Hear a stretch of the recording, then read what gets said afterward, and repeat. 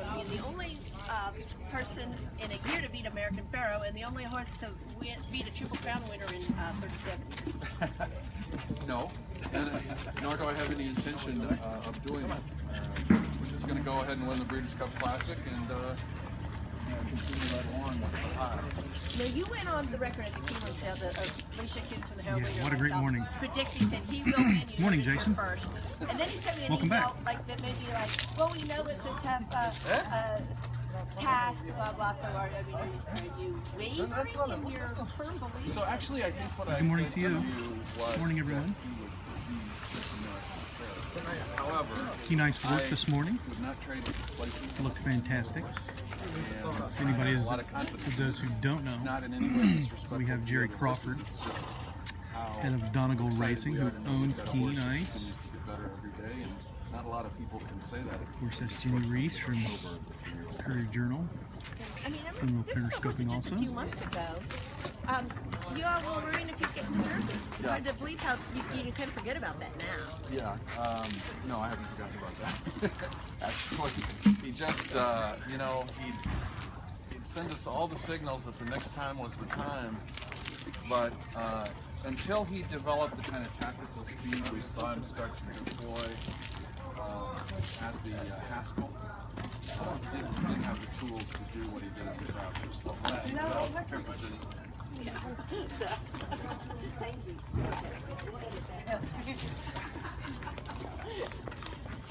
Go around to the other side. Yeah, let's see. The safe side? Let me start another. Yeah, you know, that's the thing. I'm surprised I haven't been run over by a horse. There's still time.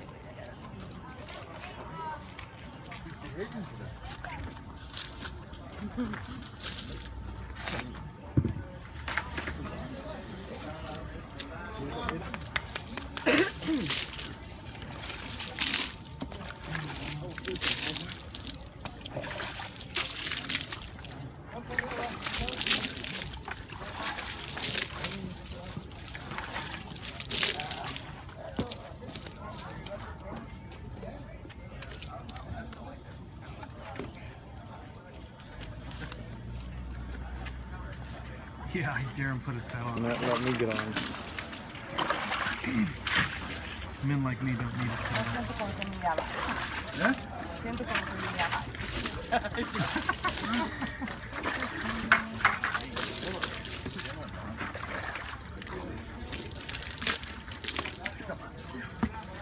Okay, so we were saying.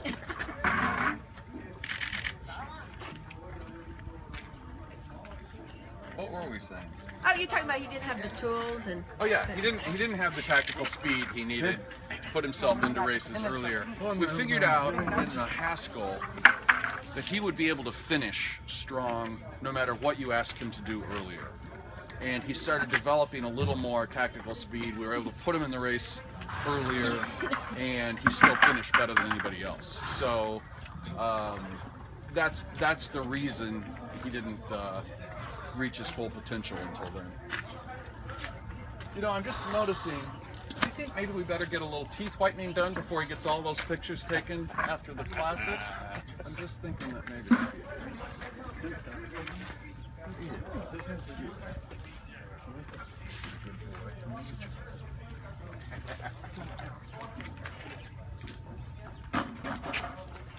You know, it's Looks funny. great, right? Yeah, no, he does. It's funny because after the Travers, American Pharoah was 8-2, and you all were 2-8. But it just shows you how these horses can change and catch up to, you know, each horse is kind of develop at their own rate. And,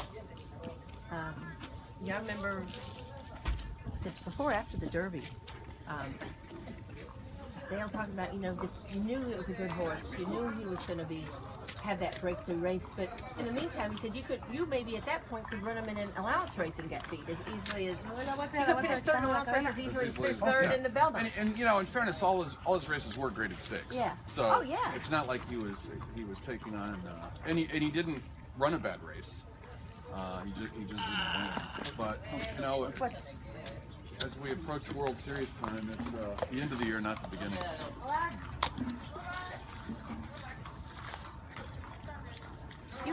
Last time we talked, you were talking about how this Is that yours? No, that's me. That how just what it's done for the partnership and so even since then, I mean, have you had people like saying sign me up? We couldn't come close to getting through people on our waiting list, which I feel bad about, because one of our goals is to get as many people involved in horse racing as possible. Let them love it as much as we do. And so, I feel bad. Dale and I actually spent some time talking last night about, what can we do to let it grow in a purposeful way and get more people. You were saying that the Keelan sale, a way to let people that maybe don't have the means to get in a big way, get in a little way. Right. And right. Like with maybe a different type of partnership, or we're part of a partnership. Yeah, we're still taking a look at that. We did buy 14 horses, which is the most we've ever bought in any given year. One of the problems we have is that we are, to some people who work with us, we're frustratingly hard on sales prospects.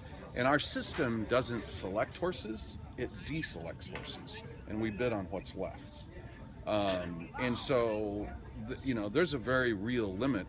There were 3 or 4 horses where if I was willing to spend $600,000, $800,000, $1 million, we could have maybe bought a few more, but other than that, we bought everything we were looking for. So and winning a race like the Travers doesn't change you wavering from your game plan. You don't up the. No. I'm going to pay this, I'll pay more for a horse. We paid the least per hip this year that we've paid in 3 years. I thought the sale was soft. And it was an easier sale for us to buy than the 2 previous. But we're not out trying to buy the marquee stallions. We're following what our system takes us to, which makes it a little easier. But I think we averaged 180,000 this year. And in the process, though, you said you don't go in buying the Marquis Stallion prospect, but you got yourself a Marquis Stallion prospect. Well, yeah, exactly. So this is the 4th stallion we've made, and in 8 years, actually in 7 years of racing. So I think that's pretty well. Where do you stand on like stallion rates and stuff? I mean, I'm sure farms have been calling you and. That's an important question. We would do the right stallion rights deal either before or immediately after the Breeders' Cup. If somebody, if a deal could be worked out and they want to stand him next year, you've got about a week or 10 days after the Breeders' Cup to get that done, put together. Or if somebody wanted to work out a different kind of deal where we could race him next year, we'd be all for that as well. Mm-hmm. Yeah. Do you have a strong opinion, or does it just depend on where the money comes from? Yeah. Whether you race him or not. At that point, it depends on the finances. My heart would want to race him next year, but I have a fiduciary responsibility to my partners to maximize their return. So if that meant him standing next year, well, then he'll stand next year. Yeah. Part of me, it's like, gosh, he's just now getting good. Yeah, I know, and you can't help but think about, races like the Dubai World Cup stretching out ahead of you. So it would be fun, like they did with Animal Kingdom, to race them overseas. Yeah. But I mean, it is a gamble. You think we'll take charge. They kept in training. You think, and sometimes the horses don't. But they don't continue. Does things happen? And it's, it can go each way. Like a Royal Delta, it did pay off racing her at 4. Mm-hmm. She wins. Then they raced her at 5, and it was not so much. Not so much, yeah. But that would be. He does seem like a horse who'd just be better at 4. Yeah. He gives every sign. I mean, I'd be hard pressed to be able to think of a horse who's being discussed as potential classic champion, who so clearly is getting better every day as he is. I mean, he's thriving. He's getting better every time.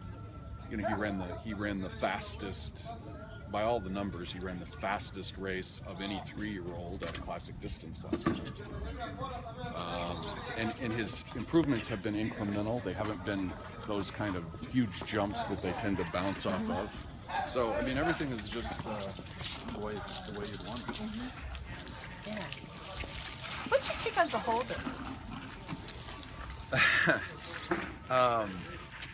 Well, I've noticed that the women in our partnership love her. No surprise there, right? By the way, we bought a couple of fillies this year, and we had Puka running this year. You know, Puka was the first filly we ever bought in Donegal, and all she did was run in the Kentucky Oaks. So that's another interesting thing. I think that you know, just like Zenyatta, it's hard for people not to pull for the girl. So what do I think of Beholder? I saw her move, of course, in the Pacific Classic, a race we won with Delahan. In fact, he still holds the record out there. It was an Azeri type move, right? And you know, talk about covered up. She won so easy, but it is the kind of, you know how I was talking about P-Nice's improvements have been incremental, and for her that was a big jump up. So I don't know. I don't get to see her train, but I know she'll be one of the top 2 or 3 choices.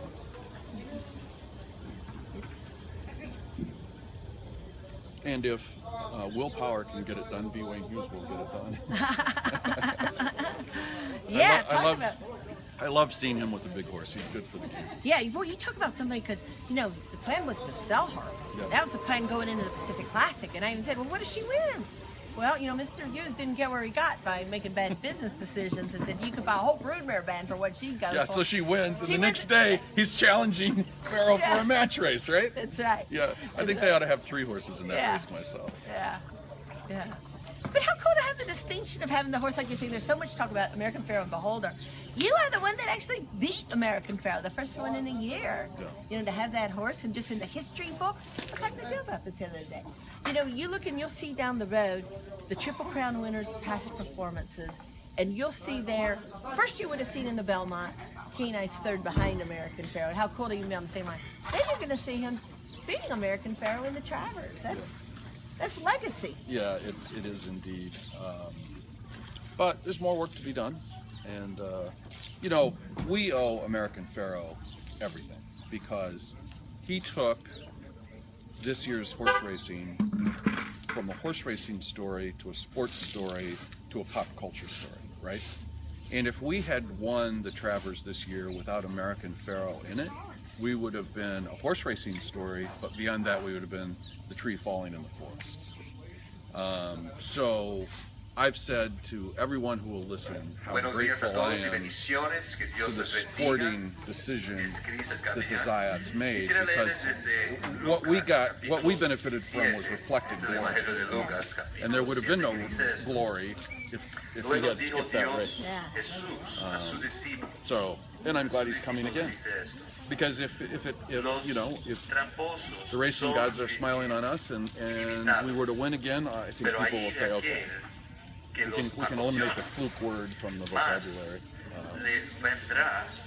Do you think that you can, you know, there's sort of a foregone conclusion, no matter what happens, American Pharoah's horse of the year, like whether it be Beholder or whether it be Keen Eyes, and you know, what's your take on that? Is that, you know, it's horse racing, let's let the race be run and then see. Yeah, I'm all over that last line. Let's let the race be run, and then we'll speculate about that. And look, if American Pharoah wins the Classic, overwhelmingly deserving winner of Horse of the Year. So we'll go and we'll race, and then we'll talk.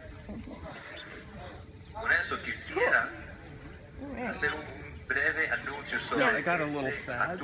Thanks for tuning in. Just realizing this isn't going to happen like this very much. Yes, it is. Very many more. It's going to be a different format. There you go. There you go. Oh, there you yeah. go. Yeah. But you know what I mean. I was standing here thinking. Well, okay, we'll have a few more Courier-Journal till November 1st interviews, but then it'll just be a different. It'll just be a different venue. Different approach. But like I said, one of the things I really want to do is I want to do things to really promote Kentucky horses and Kentucky horsemen and Kentucky, you know, horse owners.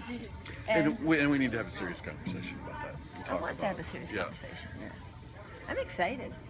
Okay, guys, we're going to tune out. Any last parting words, Mr. Crawford? Kentucky will miss her. I'm not going anywhere. anywhere. Like I said, I feel like I died. All these people saying these nice things Well, about me. yeah. Well, see, it's like getting to go to your wake. Yeah, and no one would actually Even be in this. even though you don't have to die to Yeah. do it. Yeah. I remember the first. I'll say one more thing. You'd have no reason or way to remember this. The first time you called me by name, I thought, oh, that is so cool. She knows who I am. Hey, I feel the same way. And I got an email from you yesterday that said GF. I mean, like, look at this. Just how I feel. Just how I feel. Well, that's what makes it so fun covering racing and everything. And you know, I mean, the people are so great. It is, and it's a new, you know, a lot of the characters are the same every year, but there's also new players coming in, and Very true. and it's just how, you know, like, you know, horses, they're the great equalizer. And you know, you talk to somebody like, I mean, you're a Titan, and then you'll be talking to somebody that's, you know, spent their whole life in stalls with horses, Yeah. and it's all great. The real and heroes. It's all, the horse brings You know, everybody together. my favorite picture maybe ever in horse racing was earlier this year when Victor Espinoza walked out to the turf infield area and was talking to Queen Elizabeth, just the two of them. Have you seen the photo? And Yeah. she sort of, Yeah. but I mean, it Yeah. just tells the whole story, Yeah. that photograph. Yeah, you're exactly right. I mean, here's this guy that grew up with like nothing in Yeah. Mexico, Yeah. and they share with And the hanging queen. with the Queen. Yeah, yeah, it's Talking horses. yeah, it's amazing what these animals do. And you know, she was enjoying that conversation more than 90% of the conversations she has to have, right? Right, yeah. No, it's like, you know, when Calvin Burrell, you know, met the president and met the queen. You know, horse racing's done a lot for a lot of people, and starting with me. We had Bill Clinton with us at the Belmont, and that was great fun. I mean, he's so knowledgeable, you know, having grown up, and his mother, Virginia Yeah. Kelly, was way into it. But then he spent all that time in Oakland and governor of Arkansas. So. Hey, how about all these bumper crop of owners from Iowa? I mean, you could have a Hall of Fame of owners from Iowa. It's. I just did a little talk about that at the downtown Rotary in Des Moines. Okay. You know, we had, gosh, what was his name? Who had Bloomin' Affair, finished third in the Kentucky Derby. That was the first Triple Crown horse ever from Iowa. Now we've had 3 of those. Bill Peters was next, who bred Giant's Causeway. He sold Giant's Causeway mare in foal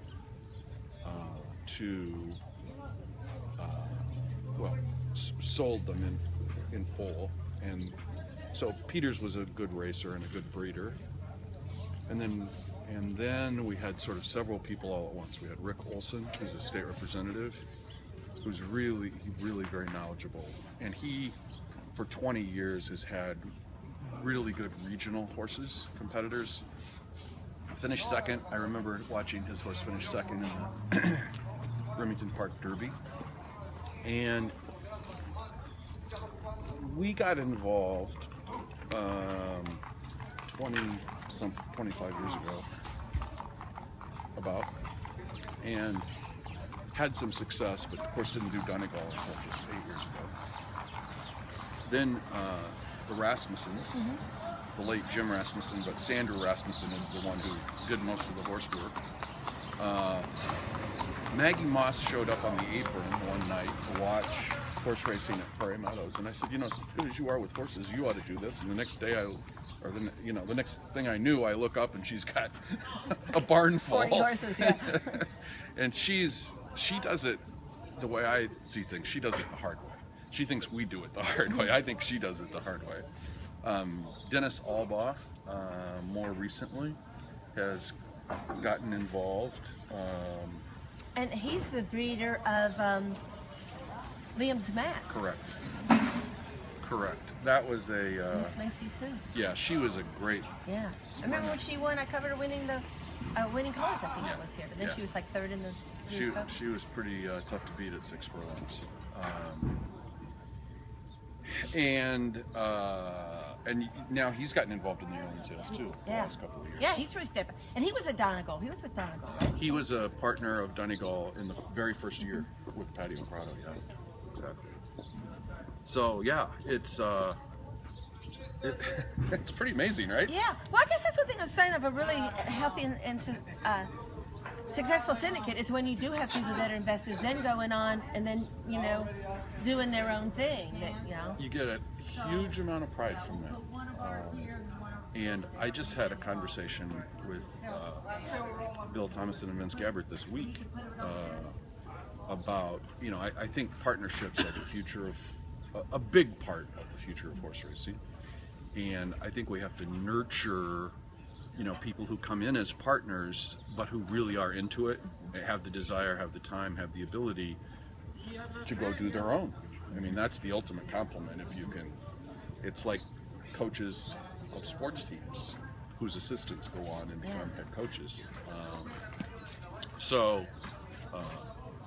Yeah, it's very rewarding to see that happen. And I think it's also important, just like it's always important to say that we owe the Ziots a huge debt of gratitude for bringing their horse to the Travers, so do we all owe Pat and Ian Campbell a big wet kiss for creating and nurturing the partnership concept to life. Because there wouldn't be any if it weren't for them. They're the ultimate head coaches, right? Whose assistants. Yeah. That's true. No, they set the establish the blueprint. Yeah. It is interesting the way the different partnerships do it different. Like, don't you all, your investors all buy into a whole crop? We just have one partnership a year, Yeah. which is to my financial disadvantage, but to the partner's financial advantage. Because you don't want to miss it out. I don't want them ever to miss the big ones. Yeah. It will run tomorrow at noon. Thank you. Starlight is a terrific partnership. I have a lot of respect for them. They're not afraid to buy a Harlan's Holiday either. No, they're not.